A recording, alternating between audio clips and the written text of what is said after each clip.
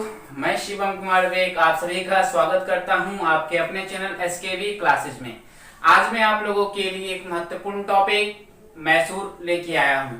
जैसा कि आप सभी को पता है कि आधुनिक इतिहास में हमारा एक क्रम चल रहा है जिसमें हम लोग एक टॉपिक पढ़ रहे हैं नवीन राज्यों का उदय। उसमें से हम लोग जो है मराठा को पढ़ चुके हैं, बंगाल को पढ़ चुके हैं, अब मैसूर को पढ़ेंगे। इसके साथ ही साथ उस पॉइंट पे भी हम लोग डिस्कस करेंगे जो एग्जाम के पॉइंट ऑफ व्यू से बहुत ज्यादा महत्वपूर्ण होंगे। तो आइए स्टार्ट करते हैं हम लोग मैसूर के बारे में। मैसूर को जानने से पहले 2-3 पॉइंट इंक्लूड कर लेते हैं, क्योंकि कुछ ऐसे पॉइंट्स हैं जिसको समझने के बाद इस टॉपिक को समझना आप लोगों के लिए आसान हो जाएगा। सबसे पहले तो 1565 ईस्वी की कहानी, तालीकोटा का जो युद्ध होता है 1565 ईस्वी के दौरान, इसमें विजयनगर साम्राज्य का विघटन होता चला जाता है।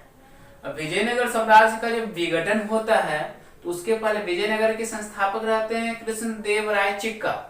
अब विघटन जब होने लगते हैं तो उसके ही अधीनस्थ में जो छोटे छोटे राज्य होते हैं वह स्वतंत्र होने लगते हैं।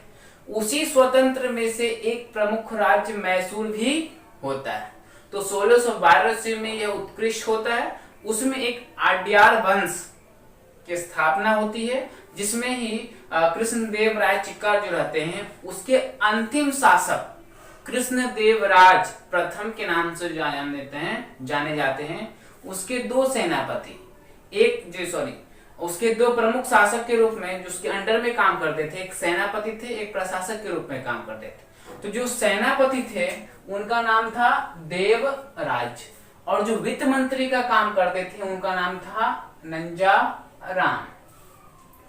1704 ईस्वी में जब कृष्णदेव चिक्का राज प्रथम, यहाँ बात कर रहे हैं, इसको हम सिंपल में आपको समझा देते हैं, कृष्णदेव राज बोल सकते हैं, क्योंकि कृष्णदेवराज चिक्का जो है वो विजयनगर साम्राज्य के शासक थे और उसके अंतिम शासक जो हैं कृष्णदेवराज माने जाते थे, अर्थात प्रथम थे।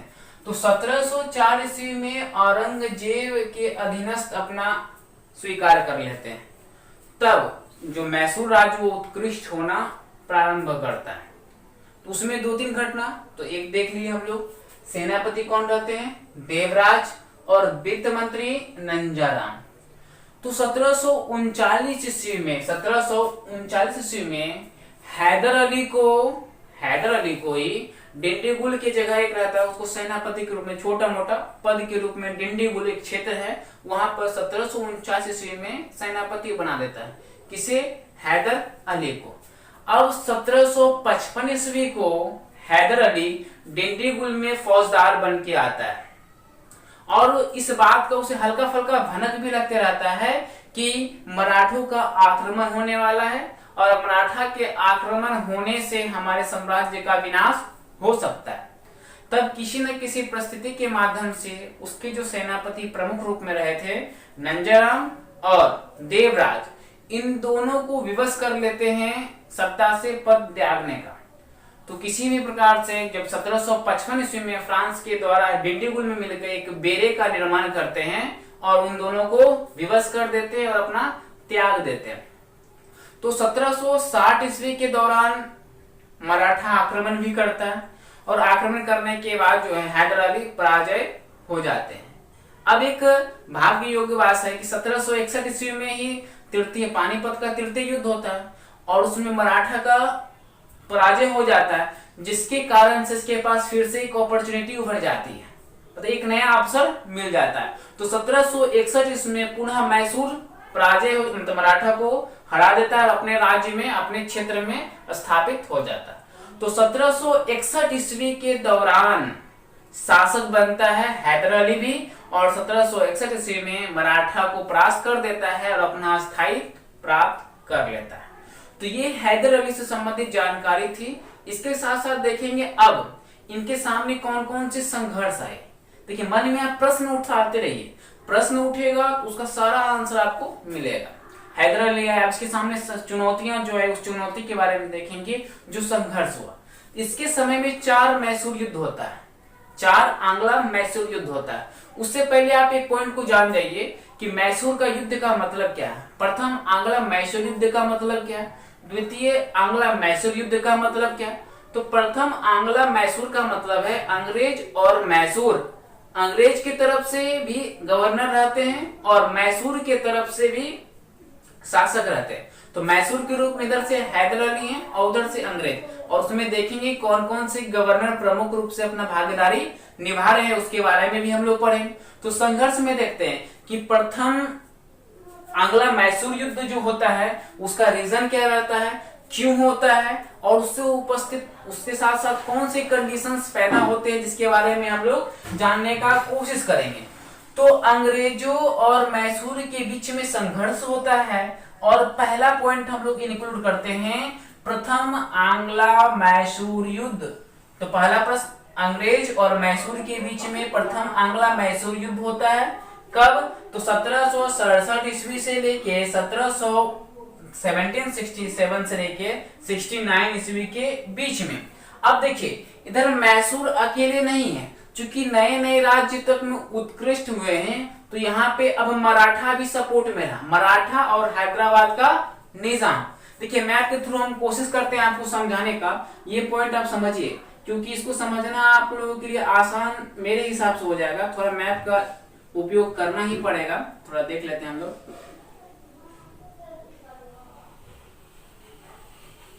जैसे कि इंडिया का एक पार्ट हम लोग लेते हैं, तो इस साइड का जो क्षेत्र आ गया आपका वो मराठा का आ गया, इस साइड का क्षेत्र मराठा, जिसको हम लोग पढ़ चुके हैं।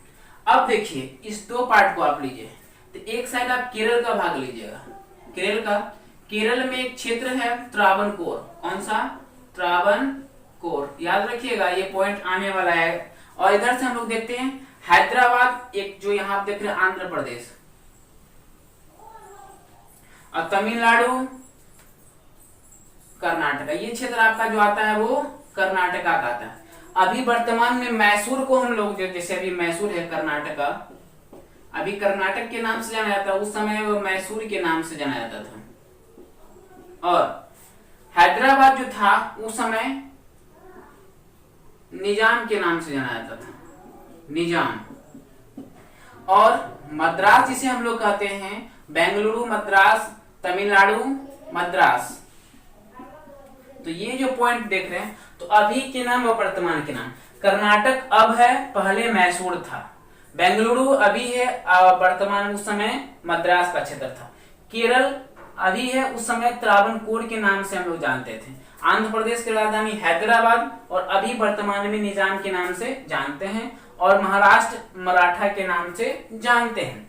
अब देखिए इसमें जो पॉइंट आता है कि इसमें मराठा, मैसूर और निजाम, ये तीनों मिलके अंग्रेज का विरोध करते हैं, अंग्रेज का विरोध करते हैं। इसमें एक संधि हो जाती, ना कोई हारता ना कोई जीतता, लेकिन ज्यादा पक्ष में हैदर अली के रखते हैं, क्योंकि इधर निजाम, मराठा और हैदर अली है, और एक क्षेत्र में उधर अंग्रेज को देखने को मिलता है। तो इसमें एक संधि होता है जिसे हम लोग मद्रास की संधि के नाम से जानते हैं। इस संधि के बाद क्या होता है, इस संधि के बाद जो होता है मद्रास का क्षेत्र में, मद्रास की संधि में एक पॉइंट इसमें इंक्लूड करना है कि मद्रास की संधि होती है, अर्थात उसके जो क्षेत्र रहता है, अर्थात अंग्रेज के द्वारा जो क्षेत्र हड़पा जाता है हैदर अली, और हैदर अली का क्षेत्र जो अंग्रेजों को हड़पा जाता है, तो उन दोनों इस संधि के माध्यम से क्षेत्र को लौटा दिया जाता है। बस इतना ही पॉइंट है, इससे जानेंगे। प्रथम आंग्ला मैसूर युद्ध का हुआ 1767 से 69 के बीच में, इसमें कौन कौन से भाग रहे? तो निजाम, मराठा और हैदर अली, दूसरी तरफ में आपका अंग्रेज रहा। तो इस संधि में और 2-3 पॉइंट क्या था, तो इस संधि में 2-3 पॉइंट ये भी था कि हम जब भी हैदर अली, जब भी मैसूर को आवश्यकता होगी अंग्रेज की, तो हम मदद करेंगे। ये पॉइंट याद रखिएगा। क्या बोल रहे हैं अंग्रेज यहाँ पे कि मैसूर को जब भी आवश्यकता होगी हमारी, तो हम उसकी मदद करेंगे, ये पॉइंट रहा। अब देखिए दूसरा, प्रथम मैसूर युद्ध होने के बाद फिर दूसरा मैसूर युद्ध की स्थिति आती है। दूसरा आंग्ला मैसूर युद्ध की जो घटना रहती है वो 1780 से लेके 84 ईस्वी के बीच होती है। द्वितीय आंग्ला मैसूर युद्ध 1780 से 84। इसको जानने से पहले अभी हम जानते हैं, क्योंकि केंद्रीय स्तर पे भी अर्थात भारत में भी और अंतरराष्ट्रीय स्तर दोनों समय में दोनों जगह पर युद्ध विशाल रूप से हो रहे थे, तो उसको ध्यान में रखते हुए हम लोग को ये पॉइंट इंक्लूड करना है कि 1781 से 84 के बीच में ब्रिटिश जो थे, ईस्ट इंडिया कंपनी वगैरह जो थी, उसकी क्या स्थिति थी। अब देखिए, हम पहले भारत में देखते हैं अंग्रेजों की स्थिति, भारत में देखते हैं अंग्रेजों की स्थिति, उसके बाद देखेंगे अंतरराष्ट्रीय स्तर पर अंग्रेजों की स्थिति। अब देखिए, मैसूर, निजाम और मराठा तीनों विरोध में है, किसके? अंग्रेज के विरोध में। एक पॉइंट यहाँ पे भी विरोध में। अब अंतरराष्ट्रीय स्तर पर चलते हैं कि ये 1789 ईस्वी की, जब जिसको हम लोग अमेरिकी स्वतंत्र या अमेरिका क्रांति हुआ था उस समय, अमेरिकी स्वतंत्रता संग्राम, तो अमेरिकी स्वतंत्रता संग्राम में फ्रांस सपोर्ट किया था अमेरिका का, साथ ही साथ स्पेन भी किया था, हॉलैंड भी किया था। अब देखिए, यहाँ पर ब्रिटिश का कोई मदद नहीं किया, इंग्लैंड का कोई भी मदद नहीं किया, सबका सब अमेरिका का मदद किया। तो यहाँ से भी ये परेशान और इस क्षेत्र से भी परेशान। इस समय ये क्षेत्र माना जाता है कि 1781 से लेके 84 ईस्वी का जो काल रहता है वो ब्रिटिश के लिए एक अकाल का काल रहता है। तो आप लोग देख दिए। तो द्वितीय की स्थिति में क्या रहता है, अब देखिए क्या होता है। इसके समय में हैदर अली क्या क्या कांड करता है। तो 1780 ईस्वी में पहले तो कर्नाटक को अपने क्षेत्र में पूर्ण रूप से ले लेता है। प्रथम जो मैसूर की जो संधि हो जाती है, सॉरी मद्रास की जो संधि होती है, तो मद्रास की संधि के माध्यम से 1780 ईस्वी में कर्नाटक का क्षेत्र हड़प लेता है। ठीक है। अब फिर देखिए, जॉर्ज बेली को परास्त कर देता है, जॉर्ज बेली को परास्त कर देता है और अर्काट पे अधिकार कर लेता है। अर्काट क्षेत्र आता था, उस पे अधिकार कर लेता है। किसको पराजित करके? तो जॉर्ज बेली को परास्त करके अर्काट पर अधिकार कर लेता है। तब इसके बाद वॉरेन हेस्टिंग जो है, वॉरेन हेस्टिंग, उसके द्वारा आयरकूट को भेजा जाता है। किसको? आयरकूट को भेजा जाता है। और आयरकूट जो है हैदर अली को परास्त भी कर देता है, लेकिन उससे कोई फायदा ही नहीं हो पाता है। कैसे? तो देखते हैं। देखिए, इसी के जस्ट एक साल के बाद 1782 ईस्वी में पोर्टो नोवा का युद्ध होता है। और पोर्टो नोवा की युद्ध में हैदर अली घायल हो जाता है। और घायल होने के पश्चात इससे जो अर्काट, ये जो संस्थापक ये आयरकूट थे, उसको पराजय कर उसकी मृत्यु भी हो जाती है और ये घायल भी हो जाते हैं। तो उसी घायल के बाद जो है हैदर अली की मृत्यु हो जाती है। तो यहाँ से वो क्षेत्र निपुण हो जाए, अर्थात पुनः वॉरेन हेस्टिंग को इसमें कोई तो फायदा हुआ नहीं। तो यहाँ पे अंग्रेज परास्त हो गए और यहाँ पे इसका जो हैदर अली था उनका वर्चस्व बना रहा। तो 1782 ईस्वी में 7 दिसंबर 1782 ईस्वी में हैदर अली का निधन हो जाता है। अब देखिए 82 में ही हो गया। अब तो 2 साल का कार्यकाल कौन? तो 2 साल का उसका पुत्र जो था टीपू सुल्तान, वो पूरा किया। टीपू सुल्तान के द्वारा जो द्वितीय मैसूर युद्ध हुआ था वो पूरा किया गया था। तो पोर्टो नोवा का युद्ध किसके बीच में हुआ था? आयरकूट और हैदर अली के बीच में हुआ था। अब देखिए, इसके बीच में भी ना जीता गया ना हारा गया, प्रमुख रूप से, क्योंकि इस समय ये भी घायल हो गए थे। और प्रमुख रूप से 2 साल का जो कार्य किया कौन? टीपू सुल्तान। इसी को ध्यान में रखते हुए मंगलौर की संधि की गई थी। कौन सी संधि? मंगलौर की संधि की गई थी। इसी संधि के पश्चात पुनः टीपू सुल्तान एक्टिव रहा। 1784 ईस्वी तक द्वितीय आंग्ला मैसूर युद्ध हुआ। नेक्स्ट पॉइंट में आप देखिए टीपू सुल्तान आ गया। तो थोड़ा टीपू सुल्तान के बारे में जान लेते हैं 1-2 पॉइंट। सबसे पहले टीपू सुल्तान एक चरित्रवान थे, अर्थात कैरेक्टर बहुत ही अच्छा था, लेकिन वह मुस्लिम थे। और इसके अलावा वे जो बोलते हैं हम लोग एक पॉइंट की, वो एक ऐसे शासक के रूप में रहे हैं जो हिंदू का कट्टर विरोधी शुरू में रहे थे। वे तलवार की नोक के भांति हिंदुओं को पराजय करके उसे हिंदू से मुसलमान बनाना चाह रहे थे। अधिकांशतः बहुत किए भी, बहुत से हिंदू को मुसलमान बना भी दिए, परंतु बाद में वह सहिष्णु हो गए। यह एक योग्य शासक भी थे, विद्वान के रूप में भी थे। हिंदू, अरबी, फारसी, कन्नड़ ये सभी भाषा का ज्ञान भी इन्हें था। अब टीपू सुल्तान से 2-3 पॉइंट याद रखते हैं। चूंकि 1789 ईस्वी के दौरान जब फ्रांसीसी क्रांति होती है, तो फ्रांसीसी क्रांति में जब फ्रांस के शासक को यह पता चलता है कि टीपू सुल्तान का क्या योगदान रहा, तब वही उसी समय फ्रांसीसी शासक के रूप में एक विद्वान भी आते हैं एक शासक के रूप में यहाँ पे किनसे, टीपू सुल्तान से मिलने के लिए, और जैकोबिन दल का स्थापना करने के लिए कहा जाता है। तो ये स्थापना भी करते हैं और यहाँ के शासक भी बन जाते हैं। उनका 2-3 पॉइंट जो बार बार ये बोलते हैं जो इम्पोर्टेंट है, टीपू सुल्तान का एक कथन है जो बहुत ज्यादा इम्पोर्टेंट है। सबसे पहले तो ये श्रीरंगपट्टम को अपनी राजधानी बनाई, ये पॉइंट याद रखिएगा, श्रीरंगपट्टम को अपना क्षेत्र बनाया, अपना राजधानी बनाया। और 1791 ईस्वी में, 1791 ईस्वी का जो पॉइंट है वो देख लीजिए थोड़ा, क्योंकि ये पॉइंट इंपॉर्टेंट हो सकता है। 1791 ईस्वी में मराठा भी इसके विरोध में रहे थे, मराठा हमेशा इसके विरोध में ही रहते थे और भी थोड़ा बहुत सपोर्ट में भी कार्य किए। लेकिन 1791 ईस्वी में श्रृंगेश्वरी मंदिर, श्रृंगेश्वरी एक मंदिर है जिसका मराठा और अंग्रेजों के, मराठा और इसके बीच, मैसूर के बीच में जब युद्ध होता है तो युद्ध के दौरान उसका पिछला द्वार टूट जाता है, जिसका मरम्मत जो है श्रृंगेश्वर के प्रकांड विद्वान की सिफारिश पर टीपू सुल्तान बनवा देता है। उसके बाद इसमें श्रृंगेश्वरी मंदिर में जो थी, जिसको बोल सकते हैं हम लोग शारदा देवी, शारदा देवी की पूजा होती। इसकी मूर्ति पर किसी प्रकार का हस्तक्षेप नहीं किया गया था टीपू सुल्तान के द्वारा। और इनका एक कथन बहुत ज्यादा फेमस है कि एक दिन शेर की तरह जीना चाहिए, एक दिन शेर की तरह जीना चाहिए, बल्कि 100 दिन भेड़ियों की तरह नहीं। देखिए इसका प्रोसेस कुछ और है पर इसका कथन एक ही है कि हम जिएंगे तो शेर की तरह एक ही दिन, लेकिन 100 दिन भेड़ की तरह नहीं।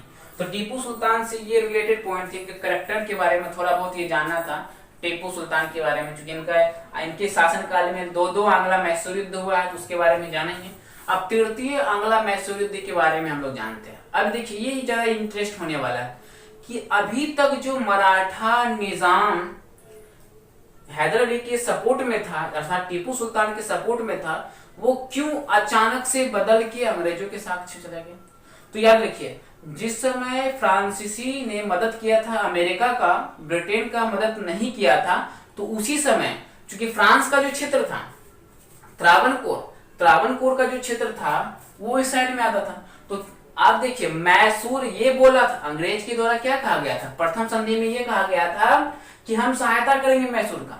लेकिन जब स्थिति 2य आंग्ला मैसूर स्थिति में क्या हुआ था, फ्रांस सपोर्ट कर दिया था अमेरिका का, तो ब्रिटिश क्रोधित हो गए और क्रोधित होके जो उसका बस्ती था फ्रांस में, मतलब फ्रांसीसी का बस्ती था केरल के त्रावणकोर में, उसको हड़प लेते हैं।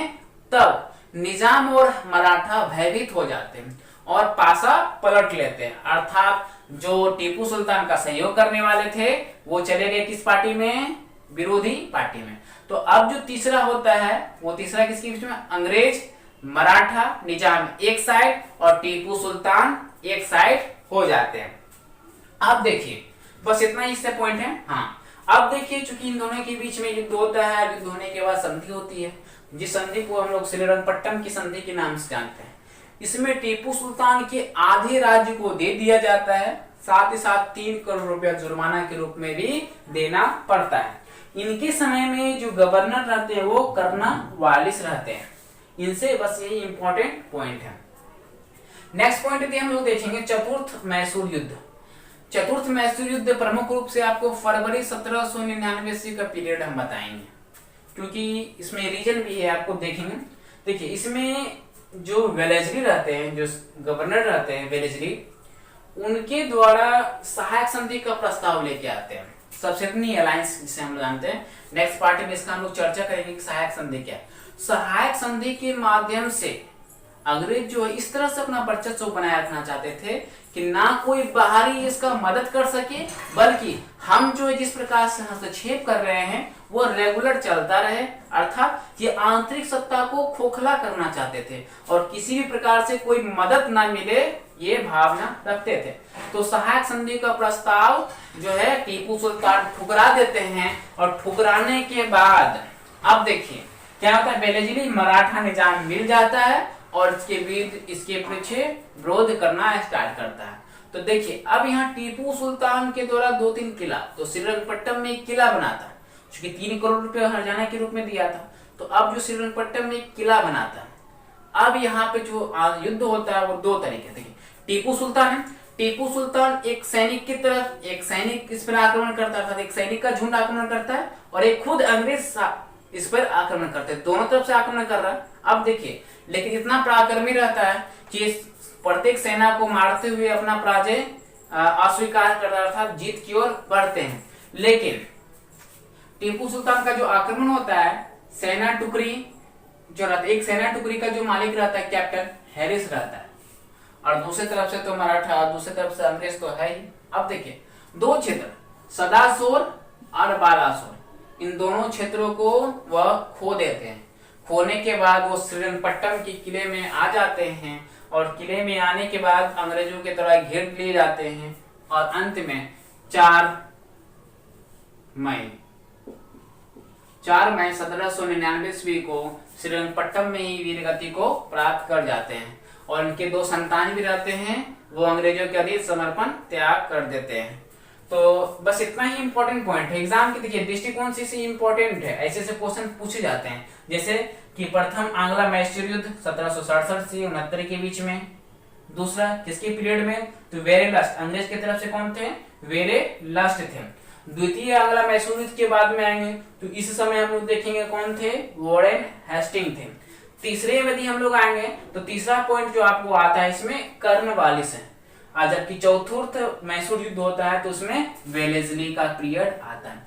तो पूछे जाते हैं कि चतुर्थ आंग्ला मैसूर युद्ध के समय में अंग्रेजों के रूप में कौन रहते हैं, तो वेलेस्ली रहते हैं। तृतीय युद्ध जो होता है आंग्ला मैसूर युद्ध, उसके समय में कर्नवालिस, द्वितीय के समय में वॉरेन हेस्टिंग रहते हैं। तो इस वीडियोस को आप एक बार 2 बार देखिए, देखने के बाद एक सच्ची समझ को प्राप्त कीजिए। जैसे कि हम एक वीडियो आपको एक सीरीज में दे रहे हैं, यदि वीडियोस को आप रेगुलर देख पा रहे होंगे तो इससे आपको फायदा ये होगा कि एक सही समझ मिलेगा आपको कि इतिहास को पढ़ने का तरीका क्या होना चाहिए। तो एक किस बेसिस के माध्यम से इतिहास को हम लोग पढ़े, और साथ ही साथ ये आदि आप बीपीएससी और यूपीएससी का प्रिपेयर कर रहे हैं तो उसमें आपको एक फायदा मिलेगा कि लिखने का सही तरीका क्या अपनाया जाए।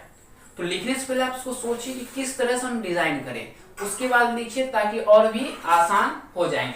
तो उम्मीद करेंगे कि हमारा आज का ये सेशन आप लोगों को बेहद पसंद आया होगा और इस वीडियोस को आप एक बार 2 बार देखिए और अच्छे से समझ में आ जाएगा।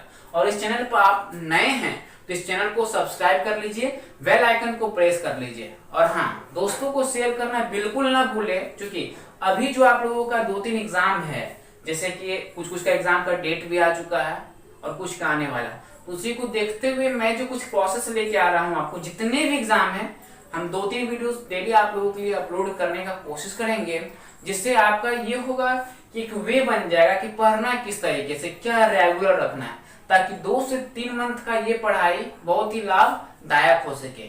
इसके अलावा भी आपको ये देखिए, मेरे अनुसार से जो पॉइंट है आप लोग खुद समझिए और किस तरह से पढ़ना है वो स्ट्रेटजी बनाइए ताकि समझना आसान हो जाए। तो मिलते हैं नेक्स्ट वीडियो में, अभी तक के लिए धन्यवाद।